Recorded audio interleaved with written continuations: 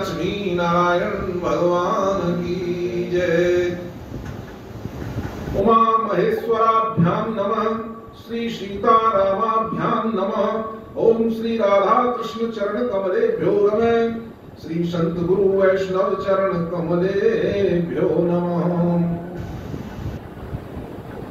श्री रामचंद्रांघ्रि सरोजभृंगम गदाधरम शैलधरम विशालम मुनीन्द्र वृंदारक वृंद बंदम सदायांजनेयं मनसा स्मरामि।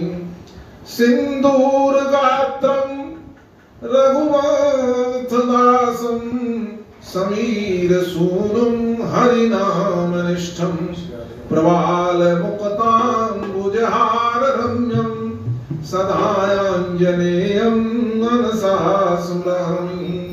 श्रीराम गाथा गुणगान दक्षं तद्ध्यान मगनं नितरां प्रसन्नं भक्तिर्हरिर्दान परं वरेण्यं सदायांजनेयं मनसा स्मरामि। ओंकार विद्रापित शत्रु संघं दैत्यान्तकं काष्ठहरं सुराणां दिभीते शमन प्रवीणं सदायांजनेयं मनसा स्मरामि। श्री जानकी वल्लभ नित्य सेवा परायणं शान्तमुदार वीरं प्रपन्न भक्तेप्सित दानशीलं सदायांजनेयं मनसा स्मरामि। नित्यं भ्रमन्तं सरयू प्रतीरे श्रीराम संकीर्तन गानमत्तं मञ्जीर हसताम्बुजमद्रिगात्रं सदायांजनेयं मनसा स्मरामि। क्षेत्रे महाभारत इष्टभूमौ देवैनुतौ पार्थरथध्वजस्तं श्रीकृष्ण कृष्णेति मुहुर्जपन्तं सदायांजनेयं मनसा स्मरामि। सर्वार्थ भक्ति दातारं श्री हनुमन्वाष्टकं श्री राधा सर्वेश शांति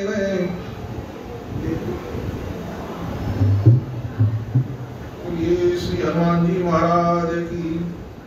राजा राम राम राम सीता राम राम राम राजा राम राम राम सीता राम राम राम राजा राम राम राजा राम राम राम सीता राम राम राम राजा राम राम राम सीता राम राम राम राजा राम राम राम सीता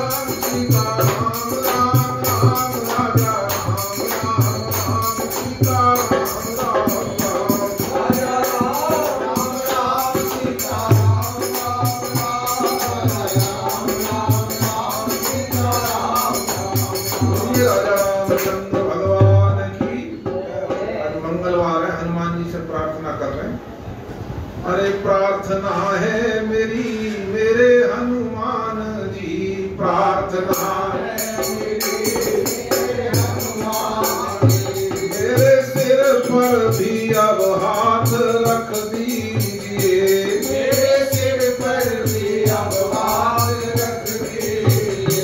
प्रार्थना है मेरे मेरे हनुमान जी, प्रार्थना है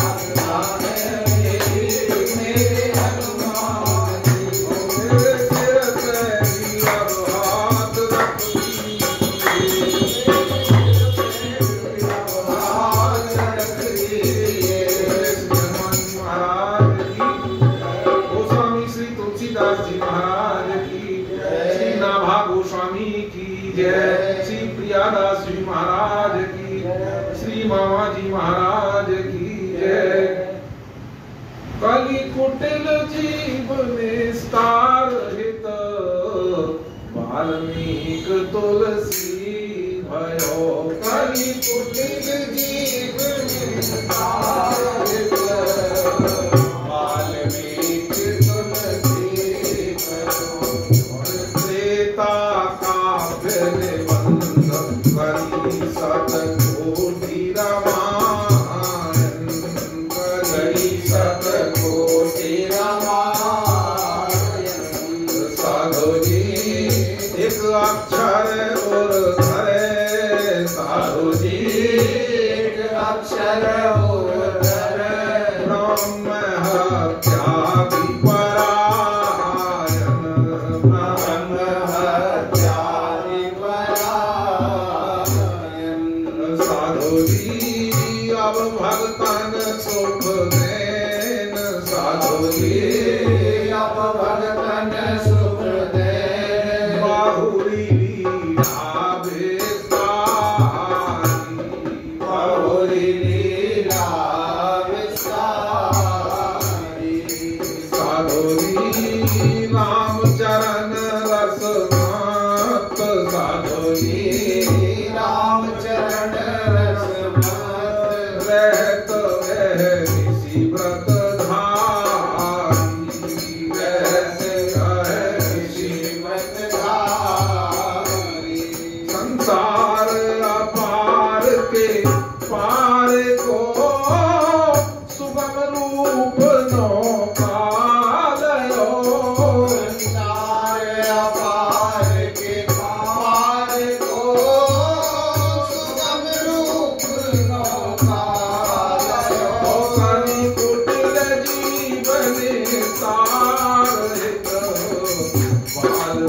तुलसी भयो कलकुट जीव निसार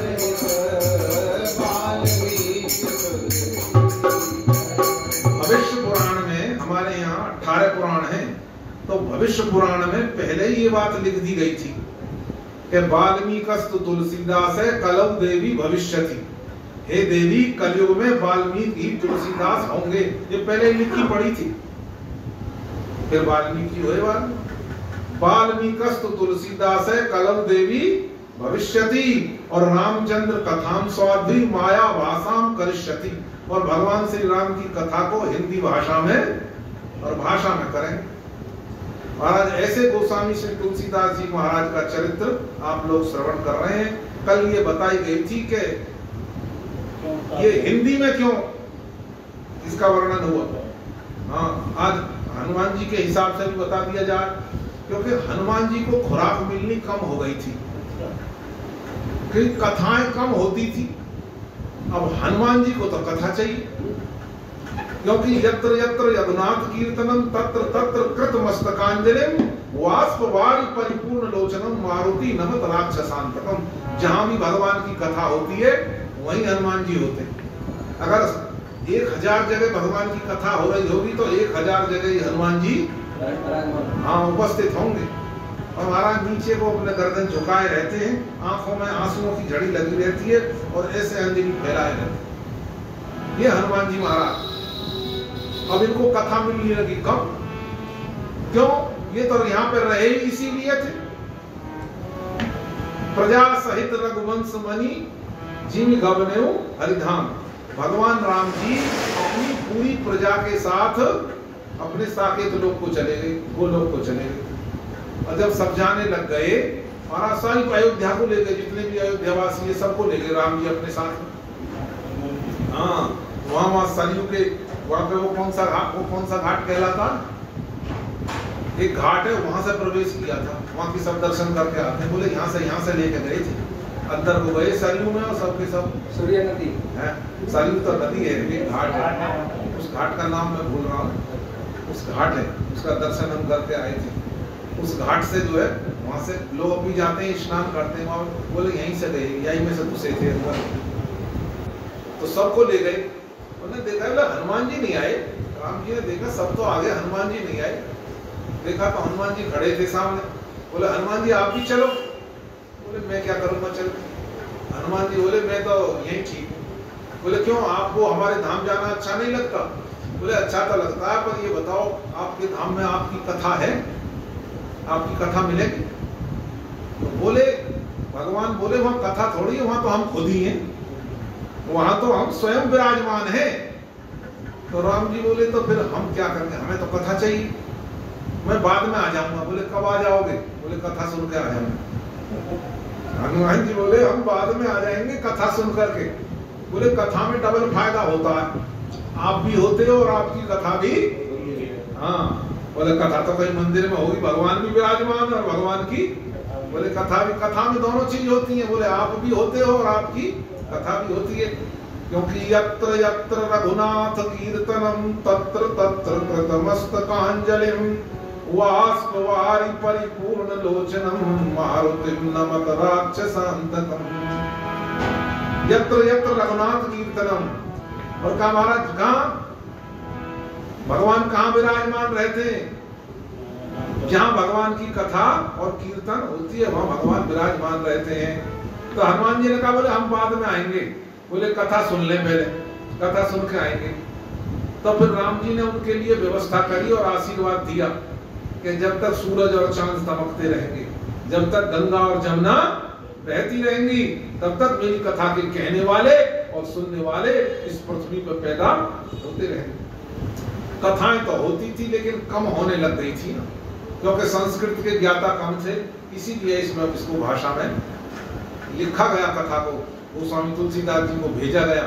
ये सब भगवान की प्लानिंग थी, भगवान की योजना थी। भगवान ने अपनी योजना बना करके इनको भेज दिया। अब आते हैं कि ये तो रहा इस ग्रंथ के विषय में कि ग्रंथ क्यों लिखा गया। अब है कि गोस्वामी तुलसीदास जी महाराज का चरित्र है, तो गोस्वामी तुलसीदास जी महाराज का जो प्राकट्य हुआ है वो कहाँ हुआ है?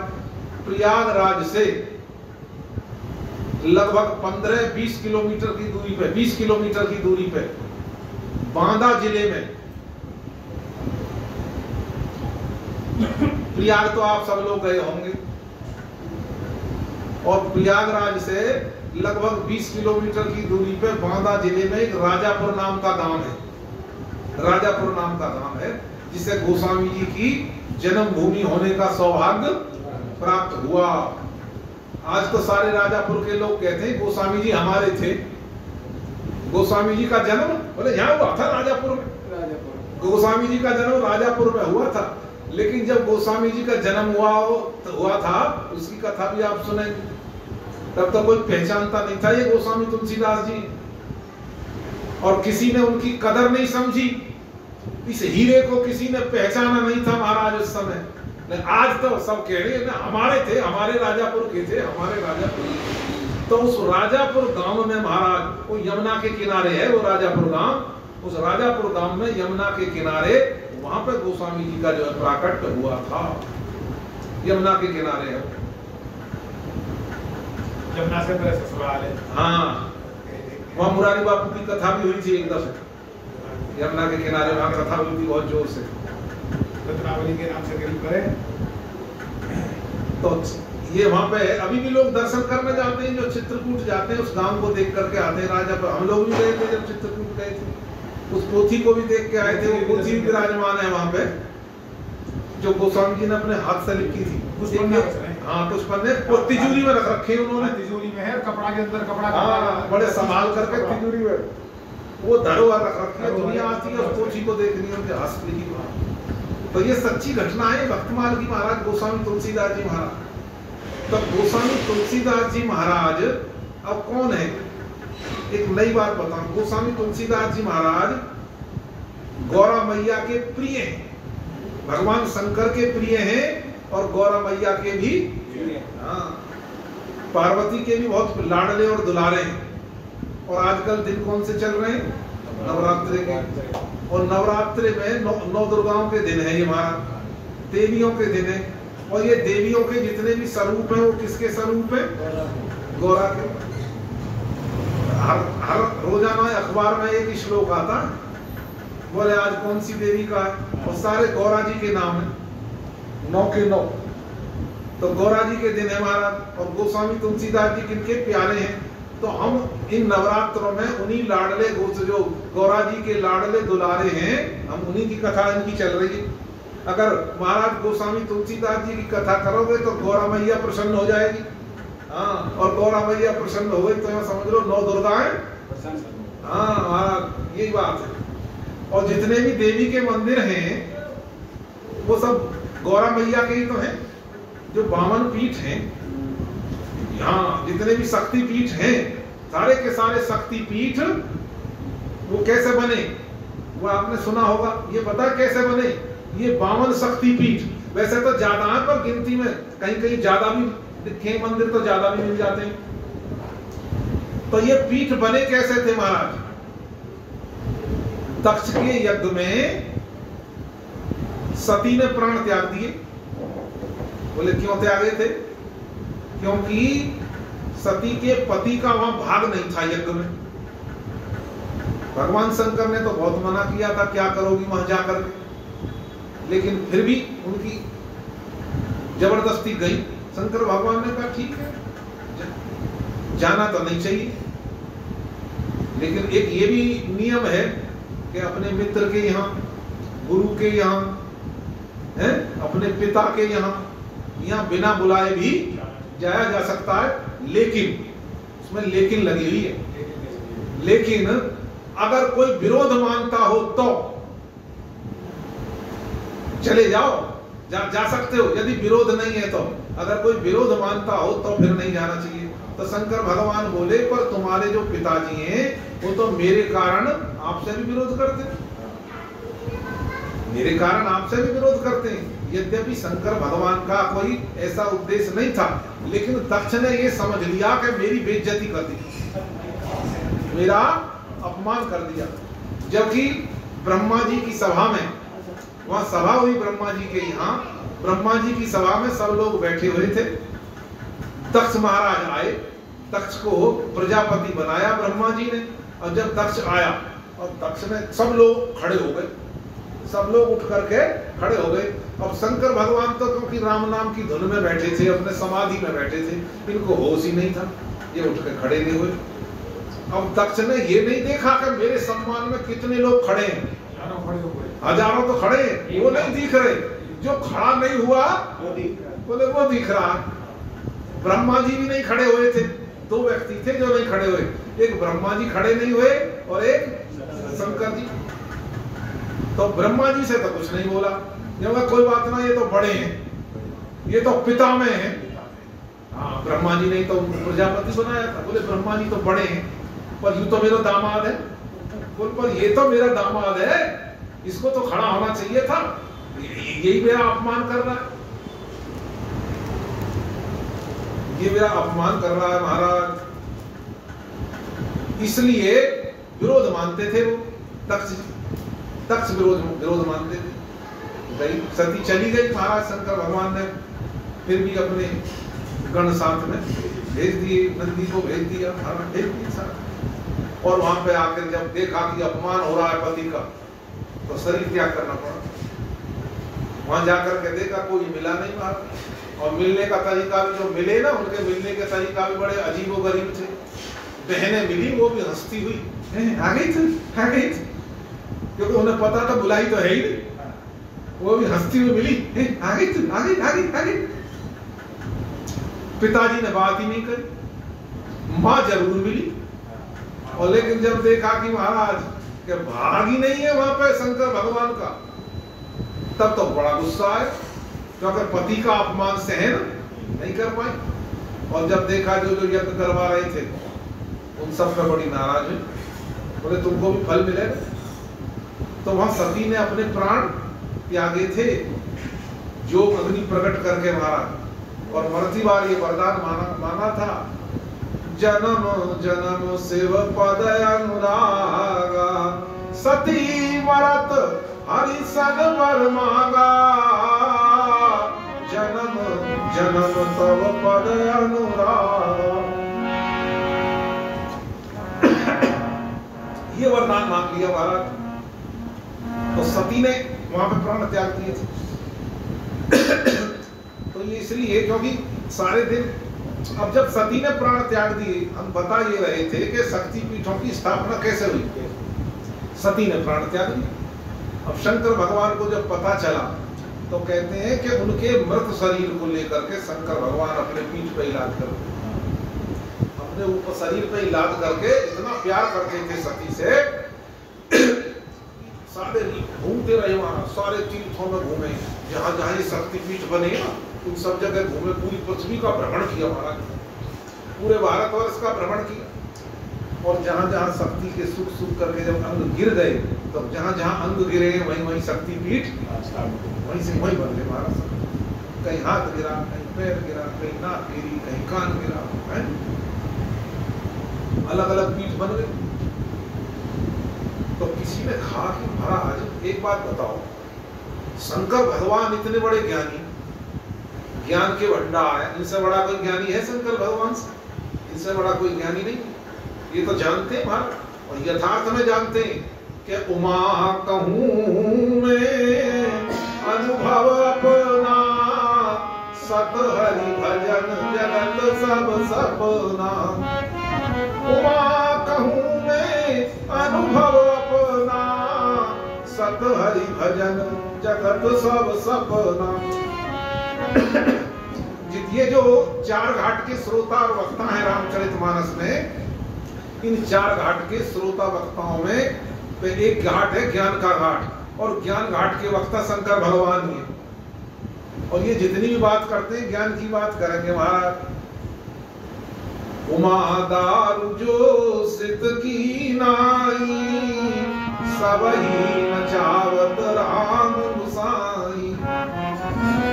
भगवान शंकर कह रहे पार्वती जी से, पार्वती जी ये जितनी भी दुनिया है ना, इन सबको भगवान नचा रहे हैं, और डोरी भगवान के हाथ में, और सारी दुनिया कट कूट दी है, लेकिन हमें नहीं दिखाई दे रहा।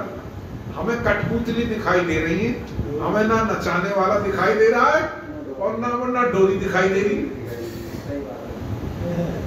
पर नाच तो हम भी रहे। हमें हमारे किसी के घर में हमें भेजा तो अपनी मर्जी से आ गए थे या उसने डोरी बांध के वहीं फेंक दिया था जहां गए? क्यों जी? नहीं तो हम भी चाहते किसी और बढ़िया के घर में है, कुछ करना ही ना पड़ता, नौकरी ना करनी पड़ती, अपने आराम से खाते बैठ के है, नौकरी करनी ना पड़ती, आराम से खाते बैठ के, झंझट ही खत्म, इतना पैसा होता तो। लेकिन वो हमारे हाथ में नहीं है। इसका मतलब हमको फेंकने वाला वहां पे किसी ने हमें डोरी में बांध के वहां, लेकिन शंकर भगवान दोनों दिख रहे हैं महाराज, डोरी भी दिख रही है और नचाने वाले भी भगवान दिख रहे हैं। तो वो कह रहे हैं कि उमादार जो शिव की नाई सबही नचावत राम गुसाई, सबको भगवान नचा रहे हैं और नाच ही रहे हैं सब। कई किस और भगवान की डोरी बड़ी विचित्र विचित्र है महाराज, कई ये पैसा से नचा दें और किसी ये काम से नचा रहे हैं, किसी ये काम से नचा रहे हैं, किसी ये दाम से नचा रहे हैं और किसी ये धाम में नचा रहे हैं, नाच रहे सब और नचाने वाला वही है। तो मैं कहने का मतलब ये है कि शंकर भगवान तो इतने बड़े ज्ञानी है, उन्हें सब कुछ दिखता है। तो किसी ने कहा कि तो फिर वो उस मृत शरीर से इतना प्रेम ऐसे तो नहीं होना चाहिए, इतनी ममता तो उनको नहीं होनी, बोले उससे इतनी ममता तो नहीं होनी चाहिए कि इतनी तो ममता जो ममतावान प्राणी है संसार के उनमें भी ना होगा, वो भी अपने दाह संस्कार करके अपने अलग रखते। लेकिन ये तो इतने दिन तक उसको चिपका के रखा अपने साथ, बोले इनको इतनी ममता क्यों हो गई महाराज? मतलब ज्ञानी नहीं है या झूठी बात कही गई है ज्ञानी होने की? नहीं, भगवान शंकर भगवान बड़े भारी ज्ञानी है। वो सती से इसलिए रख कर जा रहे हैं कि सती से प्रेम नहीं है, उन्हें सती से प्रेम नहीं है। शंकर भगवान को बड़ा भारी दुख हुआ था हृदय में, बोले वो दुख किस लिए हुआ? इसलिए नहीं कि सती के प्राण चले गए, बोले दुख इसलिए हुआ कि मेरा एक श्रोता चला गया, जो कथा सुनने वाली थी। एक तो श्रोता था कथा सुनने वाला है। जितनी भी कथाएं हुई हैं, पुराण लिखे गए, सब में शंकर और पार्वती संवाद मिलेगा तुम्हें। हाँ, तो महाराज देख लो, कथा सुनाने वाले को अपने श्रोताओं से बड़ा प्यार, शंकर भगवान को इतना प्यार कि बोला मेरा तो असली श्रोता, हाँ असली श्रोता चला गया हमारा। इसलिए उसके कारण महाराज वो तो परेशान थे, इसलिए दुख था, अपने आप को भूल गए। और आखिर में क्योंकि जैसी भगवान शंकर की रुचि थी, दूसरे जन्म में फिर पार्वती बन करके आएंगे और फिर रामचरितमानस की कथा हुई है महाराज। फिर पार्वती जी ने फिर प्रश्न पूछे हैं, हाँ, और ऐसे कथावाचक है ये तो शंकर भगवान, तो इन्हें कोई ज्यादा व्यवस्था की भी जरूरत ना है, इनमें सीधी सरल कथा चलती है, आराम से कथा होती है। आजकल ज्यादा उसकी जरूरत नहीं है, इतना बड़ा पंडाल बनाओ नहीं, और तो और आदमी की ज्यादा जरूरत नहीं, वो तो अपना आसन भी अपनी स्टेज भी आप ही लगा रहे हैं। बोले निज कर दास नागर पुछाला और बैठे से जही शंभु कृपाला। अपनी मृगशाला ये बिछा लें, उसी पे बिछा करके बैठ जाते हैं महाराज, शंकर भगवान बैठ जाते हैं।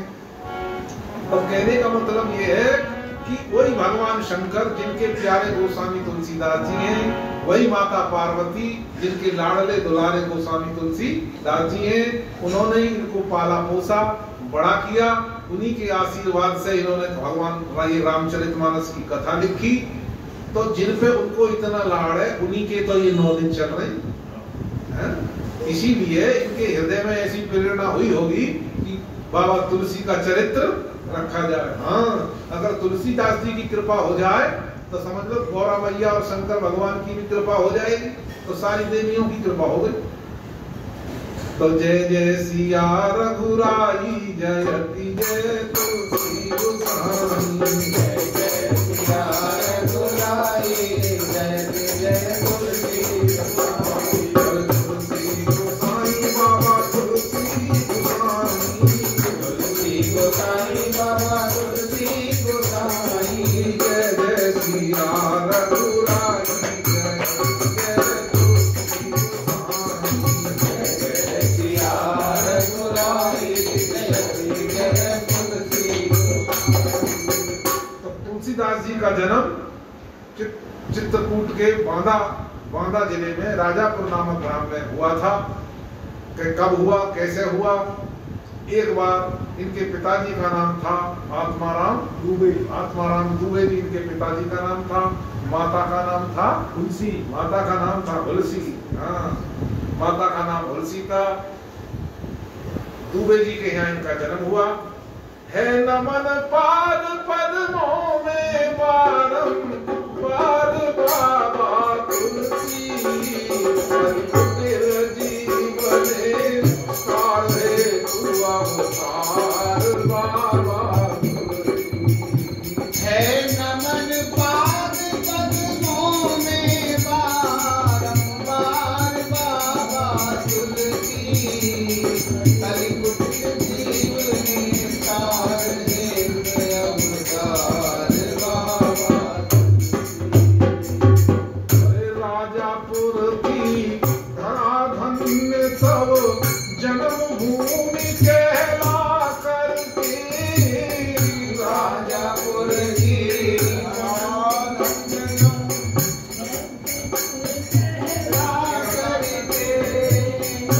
राजापुर की धरा धन्य तब जन्मभूमि कहला करके। राजापुर की जन्मभूमि कहला करके। अरे माहुलसी की कोक धन्य तब जननी का पद पा करके। माहुलसी की कोक धन्य भई जननी का पद पा करके। हाँ, माहुलसी की कोक धन्य तब जननी का पद पा करके। माहुलसी की कोक धन्य भई जननी का पद पा करके। अरे पिता धन्य परिवार पुत्र कुल धन्य जगत जस गा करके। पिता धन्य परिवार गोत्र कुल धन्य जगत जस गा करके।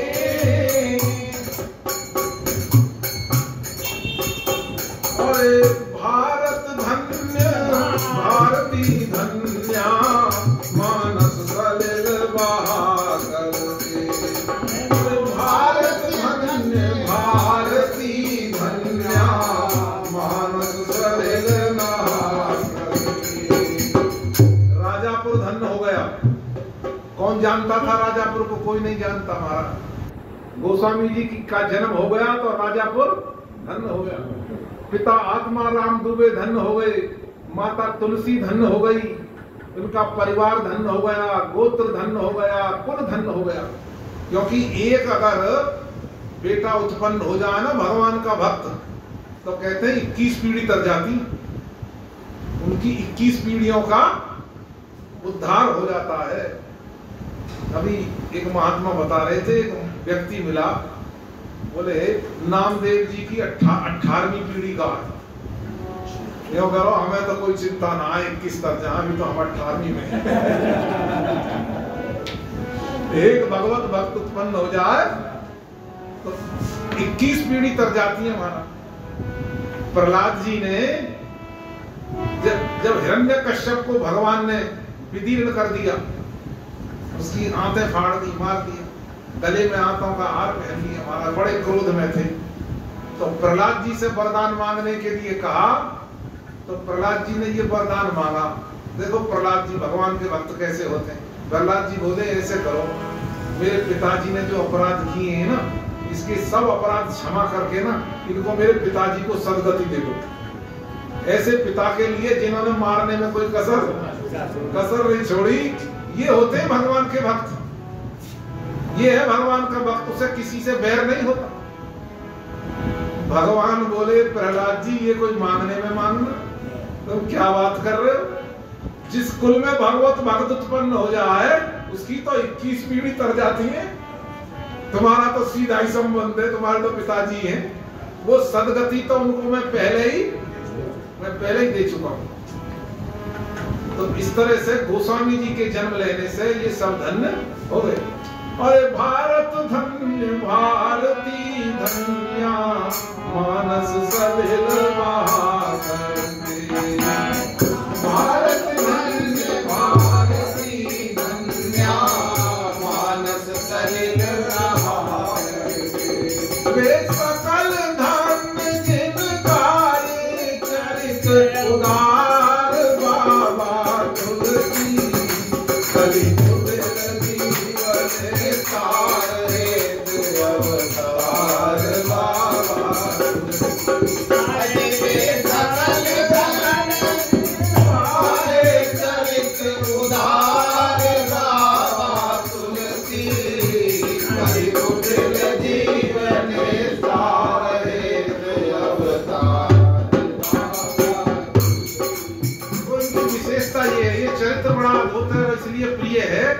कली कुटिल जीव निस्तार है।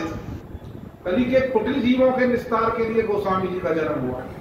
तो कोई भी चिंता ना करे, कितना ही बड़ा पापी हो, कितना ही महापापी हो, रामचरितमानस पढ़ेगा तो सबका उद्धार, क्योंकि वो तो जन्म ही इसीलिए हुआ। भगवान ने इनको भेजा ही इसीलिए कि वाल्मीकि जी अब के ऐसे ग्रंथ की रचना करके आओ है। बोले वेद मत शोध शोध शोध के पुराण सब है, संत और संतन को वेद को बताव तो, और कपटी कुराई कूड़ करके कुचाली जीव में कौन राम नाम की चर्चा चलाव तो। प्रेमी कवि के है मानो मानो ही प्रतीत ये है, और पाहन ही में को प्रेम उपजाव तो। अरे भारी भव सागर उतार तो कवन पार, जो पे ये तुलसी रामायण नगाव तो, जो पे ये तुलसी रामायण नगाव तो। महाराज पापियों का उद्धार कैसे होता? एक कवि ने तो ऐसा लिखा है, वहां पे तो यमराज के यहाँ तो महाराज शोर मचा हुआ। बोले कह रहे ऐसी नसैनी बना दी है गोस्वामी तुलसीदास जी ने, बोले सब वहां नसैनी पे चढ़ के स्वर्ग में जा रहे, नरक में कोई आई ना। वो नसैनी स्वर्ग तक की नसैनी बन गई महाराज। बंदहूं तुलसी के चरण और जिनकी नो जग काज, कलि समुद्र बूढ़त लख्यो प्रगट्यो सप्त जहान। तुलसी कृत राम कथा जग में, नर नारिन तारन को तुलसी। ये आई इसीलिए समस्त नर नारियों को तारने के लिए भगवान की कथा आई है। महाराज तुलसीदास जी का जन्म हुआ, इसलिए इनके चरणों में बारंबार प्रणाम करिए। है नमन पाद पद्मों में बारंबार बाबा तुलसी, कलि कुटिल जीवने तारे तो अवतार बाबा तुलसी। ओ है नमन पाद पद्मों में बारंबार बाबा तुलसी, कलि कुटिल जीवने तारे तो अवतार बाबा तुलसी। आत्माराम दुबे जी भारद्वाज गोत्रीय ब्राह्मण थे, वहां बैठे हुए थे, अपने 5-7 मित्र बैठे थे, उनके साथ बैठे हुए थे। वहां मित्र बैठे हुए थे और आपस में चर्चा कर रहे थे अपने दोस्तों से, यार क्या करें। वो कह रहे, उनके मित्र कह रहे थे, पंडित जी आप इतने दुखी क्यों हो? बोले दुखी कैसे ना, 9 महीने में बच्चा हो जाता, 12 महीना हो गए पत्नी को गर्भ ढोते हुए, और 9 महीने में होते होंगे गोस्वामी जी 12 महीने में हुए थे। बोले 12वां महीना पूरा होने जा रहा है और अभी तक जो है कोई खैर खबर नहीं है, बच्चा पैदा ही नहीं हो रहा। पत्नी भी दुखी है और मैं भी दुखी। आपस में चर्चा कर हो रही थी, तो मित्र लोग समझाने लगे, पंडित जी दुखी मत हो, ऐसा है सुखदेव जी तो 12 वर्ष में हुए थे। हाँ, अभी तो 12 ही महीने हुए, तो 12 वर्ष में हुए थे, इसलिए आप घबराओ मत। हो सकता है कोई अवतारी पुरुष, कोई अवतारी पुरुष आ रहा हो, कोई अवतार ले रहा हो। आप चिंता मत करो, आप बुरा क्यों सोचते हो, अच्छा सोचो। बोले वो बात तो ठीक है, लेकिन फिर भी जो है व्यवहारिक दृष्टि से भी, शरीर की दृष्टि से भी चिंता तो करनी पड़ती। इतने में क्या हुआ, वो कांसी की थाली बज गई। इतने में बजी कांसी की थाली। एक मित्र बोला, लो पंडित जी, हाँ पंडित जी लो, हो गया किसी बालक का जन्म हो गया हमारा। पंडित जी ने कहा चलो देखते हैं। इतने में बाहर अंदर से निकल करके तो एक मित्र बोला, क्यों पंडित जी अब तो खुश हो जाओ, कहो तो मंगवाऊं अब सहनाई वाले, हाँ तो सहनाई वाले बुलवाऊं, बजवाऊं सहनाई। पंडित जी बोले हाँ ठीक है, आप बुलवाओ, आप सहनाई वाले बुलवाओ। इतने में ही एक दासी निकल करके वहां से आई, सूतिका गृह में से दासी निकल करके आई। उसने कहा पंडित जी आपको जो है अंदर बुला रहे हैं, आपको अंदर बुलाया जा रहा है। पंडित जी बोले मेरा क्या काम है अंदर, तुम अपने निपटा लो, औरतें निपटाने काम, अब मेरे आदमी का मेरा क्या काम है। पहले आदमी थोड़ा जाते थे औरतें, आजकल तो फट भग जा देखने के लिए। पहले जाएगा, सबसे पहले मैं देखूंगा मेरा बच्चा आज। दुबे जी बोले नहीं, अब मेरा क्या काम है, मर्द मानस का क्या काम, अपने तुम औरतें लोग निपटा। दाई बोली महाराज आपकी पत्नी जो है ना तुलसी मैया आपसे कुछ बात करना चाहती है, बहुत गहरी बात है। क्योंकि बालक बड़ा विचित्र हुआ, बालक बड़ा विचित्र बालक हुआ, वो आपसे कुछ बात करना चाहती है। तो पंडित जी बोले तो बता तो सही, कुछ दो चार बात तो बता, उसमें क्या विचित्रता है, क्या अजीब बात है। तो दाई ने बताया कि नंबर 1, बच्चा पैदा हुआ तो रोया नहीं। जितने भी बच्चे पैदा होते हैं सब कहाँ मचाते हैं यार, और ना रो हो तो डॉक्टर रुलाओ है जबरदस्ती, बोले इसे रुलाओ, रुलाना जरूरी है। बोले रोया नहीं। एक विचित्रता तो ये है। दूसरी विचित्रता ये है कि रोने की बजाय इसके मुंह से राम बोला, हाँ इसलिए नाम पड़ गया था इनका राम बोला, मुंह से राम का उच्चारण हुआ। दासी बोली पंडित जी मैंने खुद अपने मुंह से, मैंने अपने कानों से सुना है उसने राम बोला, और मैंने नहीं, और भी वहां जितनी खड़ी थी औरतें, बोले सबने, जितनी लोग जो लोग थे सबने सुना उसने जोर से राम बोला है। बोले तीसरी बात ये है पंडित जी, तीसरी उसकी जो विचित्रता है, वो बड़ा विचित्र बालक है, वो ये है कि उसके मुंह में 32 दांत हैं। पैदा होता है बच्चा एक भी ना हो, तुम्हारे में आज तक भी 32 ना होंगे, नहीं गिन के देख लो, आज तक भी 32 नहीं है, कोई भी गिन के देख ले। सुनने में आवा, कहने में ही आती है 32, तो गिन के देखेगा तो 32 नहीं पाएंगे। तो बोले 32 दांत हुए पैदा हुआ तो। बोले और चौथी विचित्रता ये है कि बालक जो है ना, अरे महाराज पंडित जी 5 वर्ष का सा लगे, ऐसा लगे जैसे 5 साल का हो, इतना बड़ा लगता है। और 5वीं जो विचित्रता है वो ये है, बोले क्या, बोले वहां देख करके तो मैं भी डर गई, और जितनी भी सूतिका गृह में थी दाई वो, और सब डर के मारा बाहर भागी निकल करके। बोले वो क्या विचित्रता है, बोले जब दाई ने उसका नाल काटी ना, नाल, तो शंख की ध्वनि हुई, एकदम आवाज हुई शंख की जोर से। अब शंख की जोर से आवाज हुई तो सब डर के भागी, भाई वो क्या होगा, वो तो नेचुरली स्वाभाविक था डरना। भाई तो कोई राक्षस पैदा हो गया, मुंह में तो 32 दांत और आवाज निकल रही है बड़ी भयंकर। राक्षस समझ करके डर के मारा बाहर भाग गई, और कोई भी उनके पास नहीं जा रहा है, और तुलसी मैया बहुत परेशान है, सब उसकी उपेक्षा कर रहे हैं। तो वो आपको बुला रही है सलाह करने के। इतने में क्या हुआ कि उन पंडित जी के, ये गांव के प्रधान थे, आत्माराम दुबे जी गांव के प्रधान मुखिया थे महाराज। इतने में इनके यहाँ इनके जो पुरोहित थे, कुल पुरोहित, वो अपने पोथी पत्रा लेकर के, कई दोस्त ने खबर करती होगी कि पंडित जी के, हाँ पंडित जी के छोरा हुआ, तो पहुंच गए महाराज। पंडित जी अपने पोथी पत्रा लेके अपने इनके पास, उन्होंने आओ पंडित जी आओ। पंडित जी को प्रणाम किया, चरण छुए, बैठाए। तो आत्माराम दुबे जी ने कहा कि पंडित जी देखो जरा बालक कैसा हुआ। पंडित जी ने पत्रा खोला, ओहो पंडित जी बोले भाई ये तो अभुक्त नक्षत्र में हुआ, बड़ा अशुभ नक्षत्र है। ऐसे बालक, जैसे ये दासी लक्षण बता रही है, बोले ऐसे बालक जो है बहुत समय तक जीवित, हाँ बोले ज्यादा समय तक जीवित नहीं रहते। पंडित जी अभी इतने में वो सहनाई वाले आ गए थे, उन्होंने तू करनी शुरू कर दी, सहनाई बजानी शुरू कर दी। सहनाई बजानी शुरू करी, पंडित जी ने, पंडित जी उसकी बात सुन ली कुल पुरोहित की, क्या बोले तो इशारा करा, बोले ठहर जाओ अभी सहनाई मत बजाओ। पुरोहित जी बोले 3 दिन इंतजार करो, अरे जिंदा रह जा जब सहनाई बज रही हो। ऐसे बालक ज्यादा जीवित रहते नहीं है महाराज, ऐसे बच्चे ज्यादा जीवित नहीं रहते, इसलिए अभी मत बजाओ। बेचारे सहनाई वाले लोग रोक दिए गए। इसीलिए कहते हैं कि ये जो गोस्वामी तुलसीदास जी का जन्म हुआ बड़ा विचित्र जन्म था और जनसाधारण से बिल्कुल भिन्न था। अरे जीवन व्रत भिन्न आपका प्रभु जी जनसाधारण से, जीवन व्रत अद्भुत जीवन व्रत आपका बिल्कुल जनसाधारण से, बिल्कुल जनसाधारण से बिल्कुल इनका जीवन व्रत।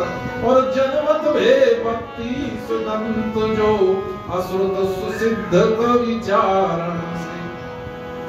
अश्रुत माने कभी किसी कवि से नहीं सुना गया, क्योंकि हमें तो ना पता हो, लेकिन जो कहते हैं कि जहां ना पहुंचे रवि और वहां पहुंचे रवि। हाँ, तो कवियों, किसी कवि ने भी किसी कविता में ऐसी बात नहीं लिखी कि कोई ऐसा बच्चा पैदा हुआ हो दुनिया में जाके 32 दांत हो। ना किसी कवि से सुना गया, ना किसी सिद्ध महात्मा से ये बात सुनने को मिली कि ऐसे बच्चे होते हैं। बोले ऐसा नहीं मिला, ऐसा मिला ही नहीं। और जनमत भक्ति सुदंत जो अश्रुत सिद्ध कविचारण से। महाराज है नमन पाद पद्मों में बारंबार बाबा तुलसी, कली कुटिल जीवन सारे तुम्हार बाबा तुलसी। है नमन पाद पद्मों में बारंबार बाबा तुलसी, कली कुटिल जीवन सारे के जीवन की विचित्रता महाराज। अब इंतजार किया गया, 3 दिन तक इंतजार हुआ, तुलसी के पास कोई नहीं पहुंचा। पंडित जी भी ना गए, वो भी ना गए, आत्माराम दुबे जी भी, जो लिखा मामा जी ने, पिता आत्माराम दुबे पुत्र का मुख लख ना सके। देखना चाहते तो देख सकते थे, जाकर के देखा नहीं। पता नहीं कैसा हुआ, मगर पंडित जी ने कह दिया था इस राक्षस प्रकृति के होते, जो इनसे सटा वो दुनिया से। हाँ, बोले 3 दिन इंतजार कर लो, यही चला जाए तो बढ़िया, इससे बढ़िया कि हम या की छाया हम पे पड़े। देखने नहीं गए। अब बेचारी तुलसी मैया की स्थिति देखो क्या है, उनकी क्या स्थिति, अकेली पड़ी है बच्चे को लेकर, कोई उनके पास जाता अब कौन जाए, कहीं जब बाप ही ना जाए तो कौन जाए। ये बात समय पता चल गई कि बाप क्यों नहीं जा रहा।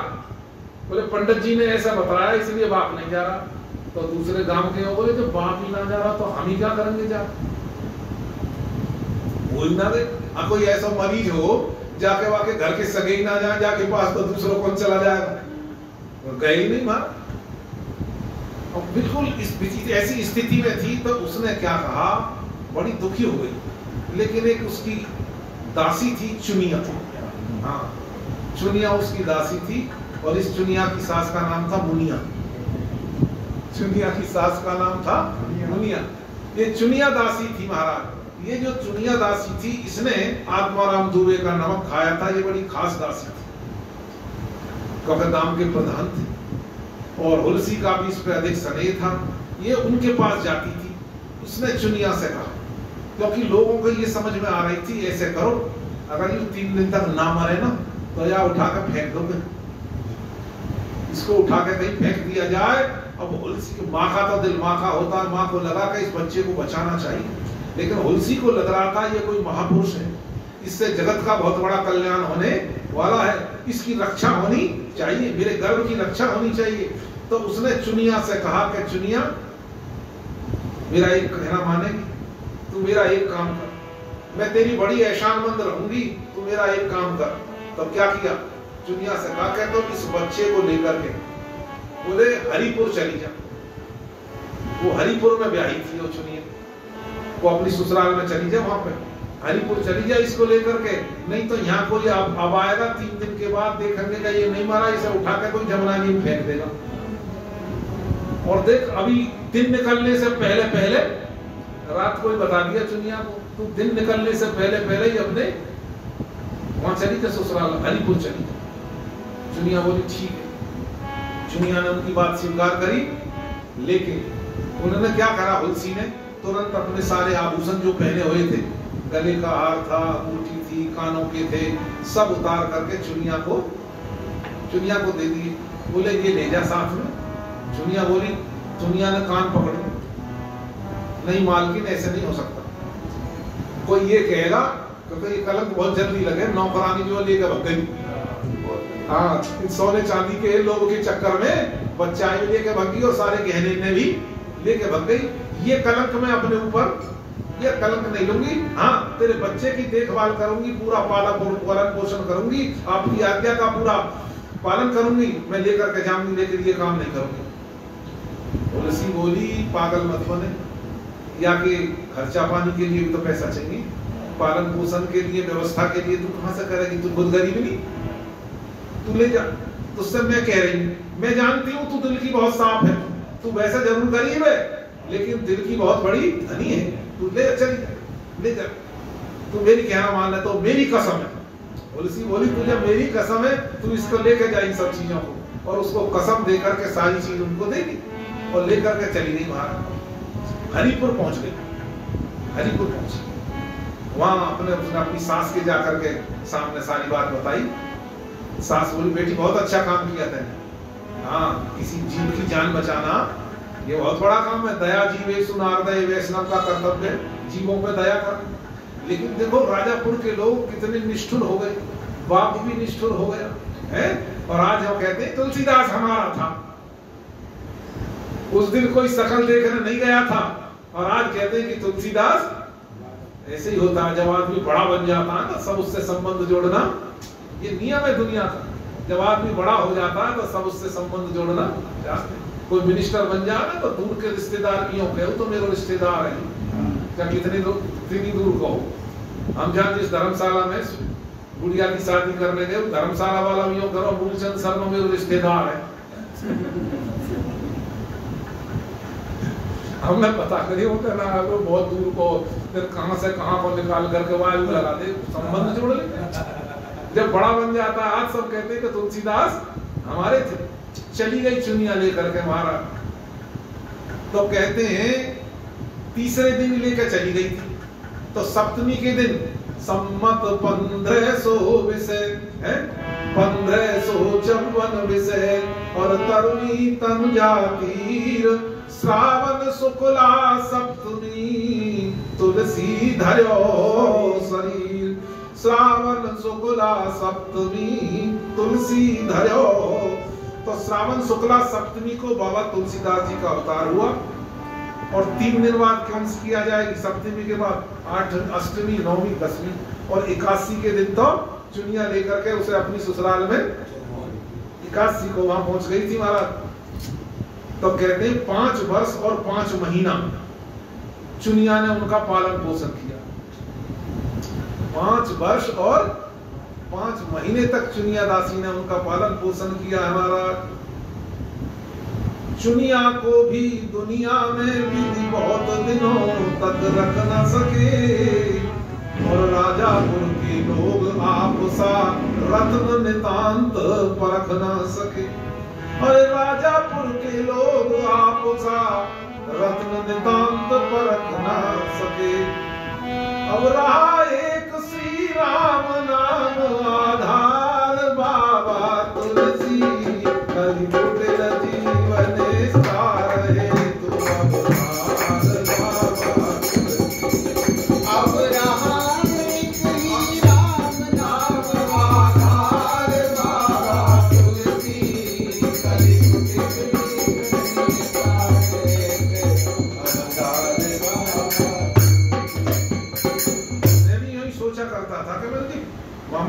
लिखा, पिता आत्मा राम पुत्र का, पिता आत्मा राम पुत्र मुख लख न सके, और तुलसी को भी दुनिया में विधि बहुत दिनों तक रख न सके।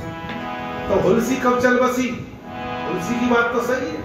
जैसे ही उसने बालक को चुनिया को सौंपा, जिगर का टुकड़ा था गोस्वामी तुलसीदास जी महाराज, बालक को चुनिया को दिया, और उसी बिरह में, अपने बालक के बिरह में, मैं कैसी अभागिन हूं, मेरे बालक को आज तक कोई देखने नहीं आया है, कोई इसको रखना नहीं चाहता, और अपने जिगर के टुकड़े को मुझे अपने से अलग करना पड़ रहा है, इसलिए कि लोग इसे मार देंगे। इसी शोक में, इसी सोच में तुलसी मैया ने उसी दिन प्राण छोड़ दिए। इधर तो ये लेके गई है चुनिया, और उसने इधर, अरे तुलसी को भी दुनिया में विधि बहुत दिनों तक रख ना सके, और तुलसी भी माँ तुलसी का वात्सल्य सुधा रस चख ना सके, क्योंकि दूध कहाँ पी पाए, अपनी माँ का दूध तो गोस्वामी जी पी नहीं पाए, 3 दिन में यहाँ चले गए बेचारे। फिर कहा, चुनिया को भी दुनिया में विधि बहुत दिनों तक रख न सके, और राजापुर के लोग आपसा रत्न नितांत परख ना सके। अब रहा एक श्री राम नाम आधार, बाबा तुलसी कलियुग जीवन सारे सुअवतार, बाबा तुलसी कलियुग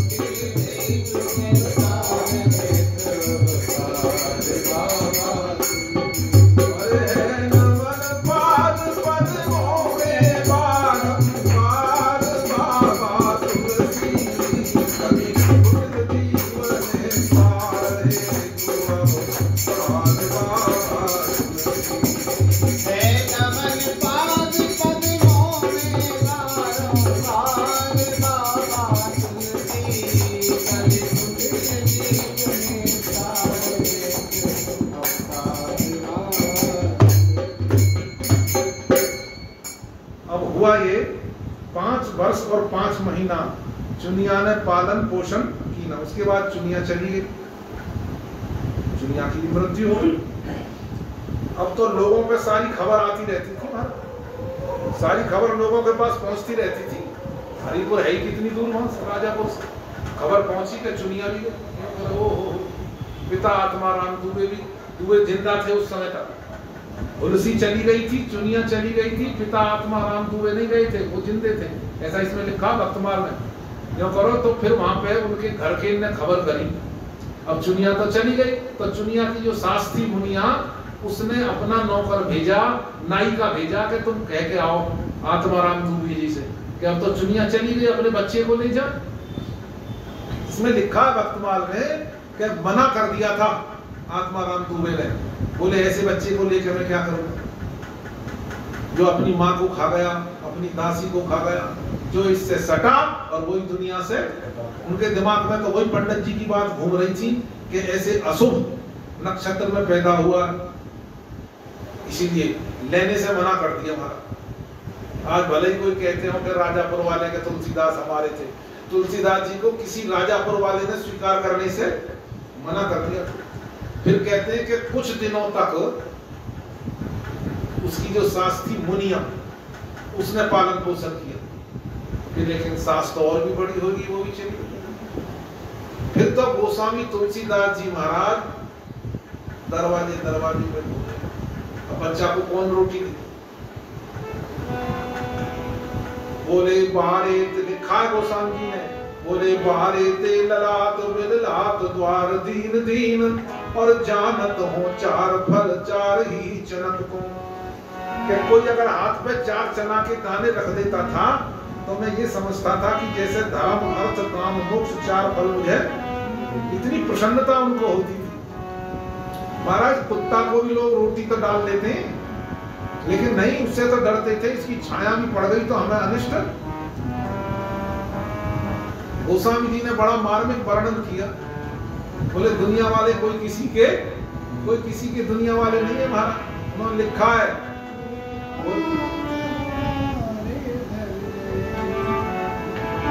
चार चने के दाने, कोई हाथ हमारे धर दे, चार चना के दाने।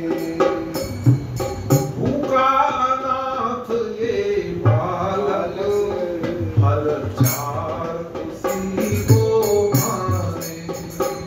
भूखा नाथ ये बालक, फल चार उसी को माने। हम लिखा है कवितावली रामायण में गोस्वामी जी ने, कवितावली रामायण में गोस्वामी जी ने अपना लिखा है। देखो बड़ी विचित्र बात है, भगवान की कृपा में कितनी ताकत होती है। दुनिया तो ग्रह ने दिखवाती फिरे, शनिचर की ग्रह है कि राहु की ग्रह है, क्यों जी, कि मंगल की ग्रह है। लेकिन संत लोग तो जो कहते हैं, बोले ग्रह के अक्षर का शब्द है भाई, दो ग्रह, बोले ग्रह से बड़ा अनुग्रह होता है, वहां से दुगना में डबल है। जिसपे भगवान का अनुग्रह है उसको ग्रह क्या कर लेगी, जिसपे भगवान की कृपा हो गई उसका ग्रह, आप देखते हो सुदामा जी पे ग्रह ने क्या कर लिया, भगवान ने अपने 3 लोक का राजा बना दिया सुदामा। जिसपे भगवान की नजर सीधी होती है उसका ग्रह कुछ नहीं, ग्रह तो बेचारी डरती है, भगवान के सामने थोड़ी टिकेगी। इसीलिए भगवान की कृपा का हमें भरोसा होना, भगवान की कृपा का भरोसा होना। गोस्वामी ये लिख रहे हैं महाराज, किसी ने कहा कि महाराज तो ये क्या, ये ज्योतिष शास्त्र झूठा है क्या? भाई ज्योतिष शास्त्र में पंडित जी ने बताया था कि ये ऐसा है, और शुरू में ऐसा दिखाई भी पड़ा, द्वार द्वार पर मांगते भी डोले, ये कुछ जन्मपत्री के लक्षण नजर भी आए, लेकिन बाद में तो सब कुछ ठीक हो गया। तो फिर वो जन्मपत्री झूठी हो गई। बोले नहीं, बोले फिर ये सब परिवर्तन कैसे हुआ? तो गोस्वामी जी ने लिखा, स्वयं उनकी लेखनी सी बात बताते हैं। बोले मात पिता जग जाहि तजो, बोले सही बात थी वो। गोस्वामी जी भी बड़े भारी ज्योतिषी रहे हैं। गोस्वामी जी कोई छोटे मोटे ज्योतिषी नहीं थे, वो भी बड़े भारी ज्योतिषी थे। उन्होंने खुद लिखा है, बोले मात पिता जग जाहे तजो, विधि ना लिखी कछु भाल भलाई। विधाता ने अच्छी बात तो मेरे भाग में कुछ लिखी ही नहीं थी। विधि विधु माने ब्रह्मा जी, विधि ने लिखी कछु भाल, कुछ नहीं लिखी महाराज। बोले क्या लिखा था? बोले ये लिखा था बचपन में इसके माता पिता इसे छोड़ करके चले जाएंगे। मात पिता जग जाहि तजो, और विधि ना लिखी कछु भाल भलाई। ये तो लिखा क्या था? बोले ये लिखा था नीच निरादर भाजन कादर, ठूकर ठूकन लाग ललाई।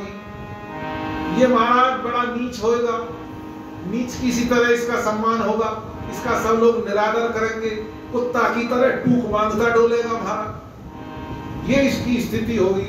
नीच निरादर भाजन कादर, ठूकर ठूकन लाग ललाई।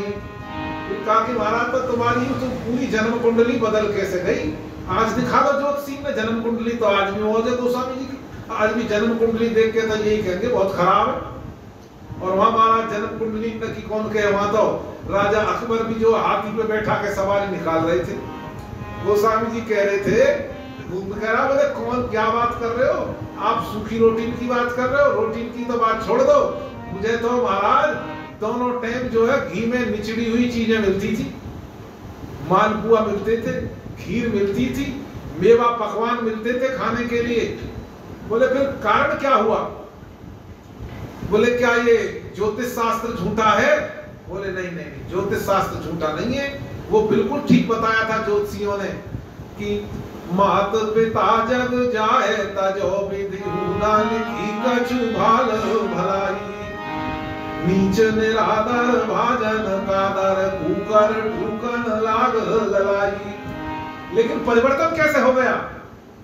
तो भाई गिरह से बड़ा अनुग्रह होता, गिरह 2 अक्षर का अनुग्रह। हाँ, बोले जब भगवान का अनुग्रह हो जाए तो गिरह बिचारी क्या करेगी?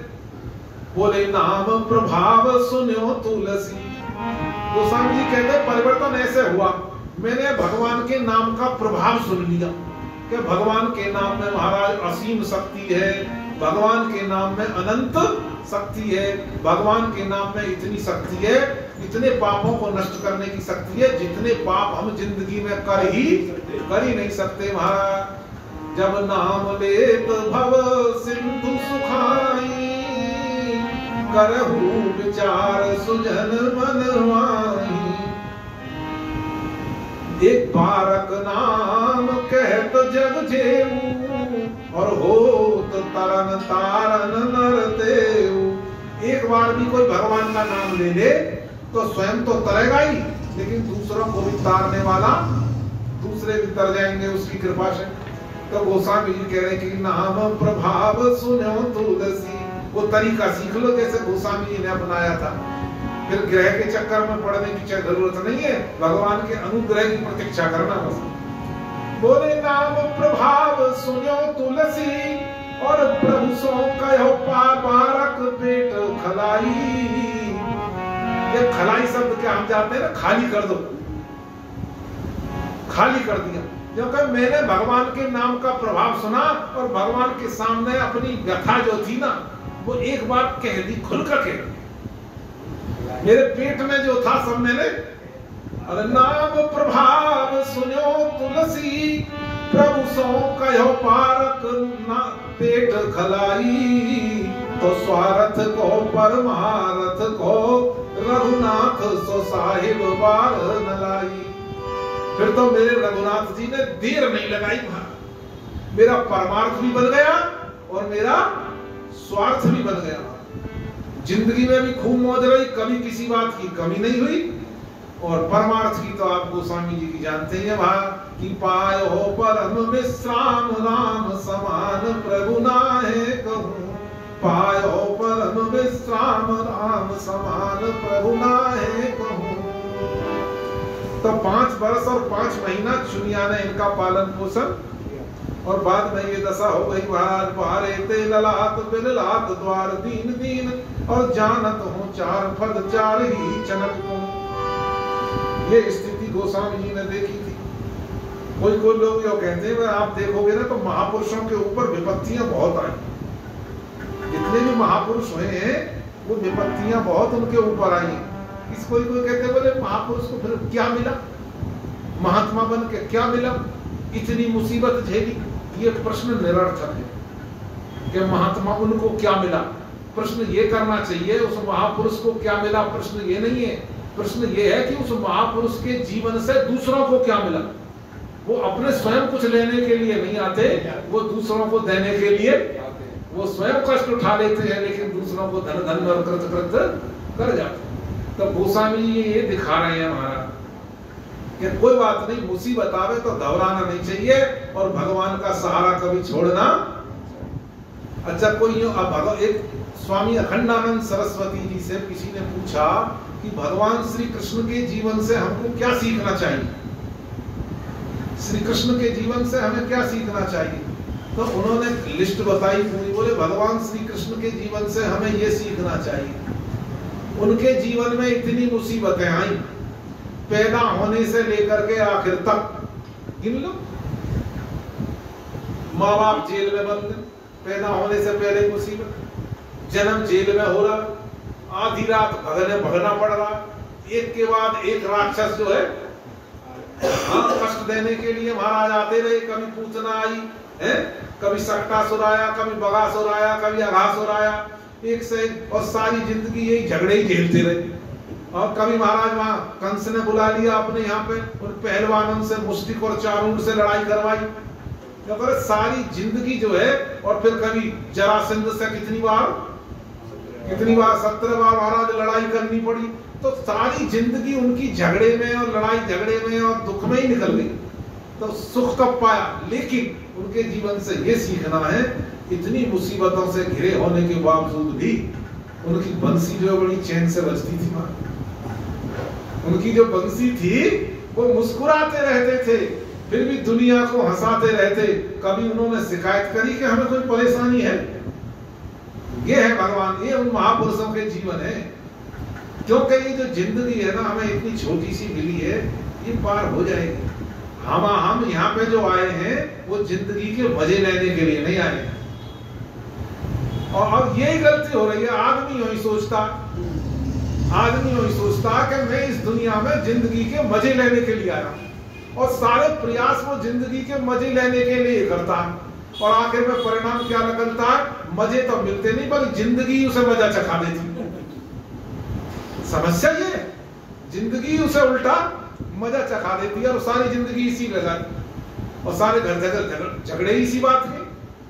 बेटा बाप से इसी बात पे, मोह क्या मिलो जी, मोह तुमने क्या दे दिया? अरे भाई तू इसलिए नहीं आया था दुनिया में, तुझे क्या मिला, किसी ने क्या दे दिया, इसलिए नहीं आया था। भाई तू तो भजन करने के लिए आया था। मैं बिल्कुल सीधी सादी सरल बात बता रहा हूं, तुम तो भाई भजन करने के लिए आए थे। बोले किस लिए आए थे?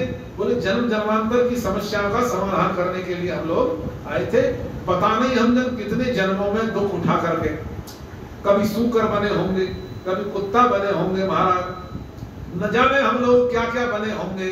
और उस सब के बाद अब हमें भगवान ने कृपा करके ये मौका दिया है कि ये अपने जीवन को हम सुधार लें। है? कोई बात नहीं, जब किसी को कोई काम बनाना हो रहा है तो कुछ तकलीफ भी सहनी। क्या भाई, अगर मुफ्त में सिलेंडर लेना हो तो 10-20 घंटा लाइन में खड़ा होना भी जब ये होना केवल मैं यार मैं तो परेशान होगा खड़े खड़े। भाई कोई चीज का अगर लाभ लेना है, इतना बड़ा तुम्हें लाभ मिलेगा, अनंत जन्मों से तुम दुख उठा रहे हो, कितने जन्मों से तुम परेशान हो, वो तुम जन्म जन्मांतर के तुम्हारे सारे दुख जो मिट जाएं, इसके लिए ये जन्म मिला। ये नहीं मिला कि हमें यहाँ क्या मिला, हम गलती यही कर रहे हैं, यही फंस रहे हैं हमारा। हमें यही देखना। गोस्वामी जी का चरित्र भी यही बता रहा है, वो उन्हें कोई परवाह नहीं करी कि महाराज कितने कष्ट हो। और आगे चरित्र में जाकर के तुम यही सुनोगे, इसमें जाकर के अगर गोस्वामी जी ने ये सब कष्ट ना उठाए होते तो हमें ना गोस्वामी तुलसीदास जी मिलते और ना हमें रामचरित मानस मिलती। अगर तुलसीदास जी की पत्नी रत्नावली ने अपने हंसते खेलती बगिया में आग ना लगाई होती, बोलो कितने दिन हुए थे शादी को? कोई बहुत ज्यादा दिन थोड़ी हुए थे, ज्यादा समय नहीं हुआ, 5 साल हुए थे, बहुत ज्यादा नहीं हुए। 5 साल ही हुए थे। 5 साल तक गोस्वामी जी ऐसा प्यार करते थे, 1 साल भी ना जानती, 1 दिन भी ना जाने दी, इतना प्यार करते थे। लेकिन उसने भी अपनी हंसती खेलती हुई बगिया में आग लगाई, और जब तुलसीदास